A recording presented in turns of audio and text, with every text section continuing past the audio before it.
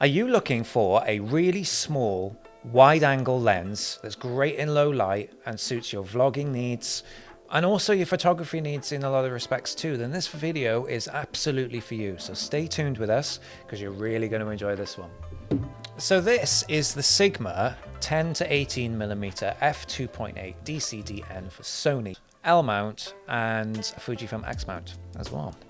It's a great little small option at f2.8. It has a 67mm filter thread as well. Sigma actually quotes this as being one of the smallest wide-angle lenses it's ever put into market, and I can see why, because look at it. It's dirty. It's tiny, tiny little thing. Sigma tend to make really heavy lenses, in all fairness to them, and this is kind of the opposite to that because it is really, really small.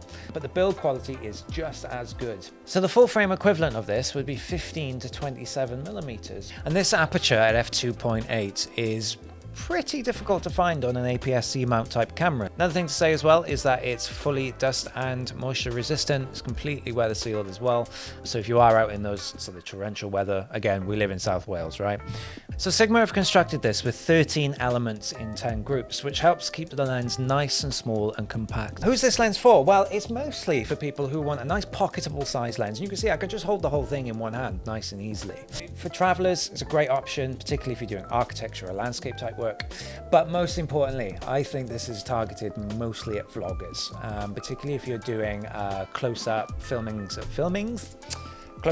of yourself.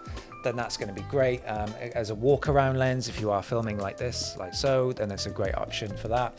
If you're a beauty vlogger, for example, or a makeup artist doing tutorial videos, this lens is going to be great as well. If you look at vlogging kits, if you often buy cameras as vlogging kits, they normally have wide-angle lenses like these in them.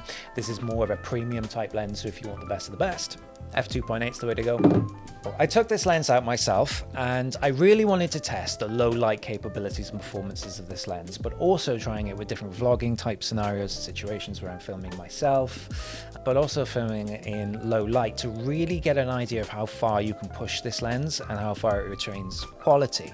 So it was a really interesting experience to see how it performs both in video and photo for this purpose. So this lens has a close focusing distance of 11.6 centimeters, which is minimal. You're talking less than a hand width away. So getting nice and close to your subjects and being able to create that sort of blown out wide angle effect with the 2.8 depth of field, easy, nice.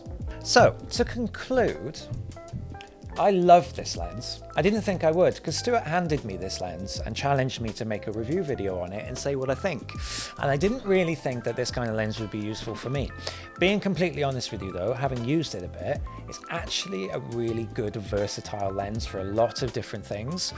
But the fact you get f2.8 really makes that massive difference, because then you can start panning into low light scenarios and those kind of things, not really having to worry about carrying other lights with you. I would definitely have this in my bag if I was constantly vlogging or constantly doing video out and about, where I want something that I can just pick up, put in the bag, take out, and away we go. So overall, I would say this is really solid and really good, and I really like it a lot. Do you reckon I'll beat Stuart?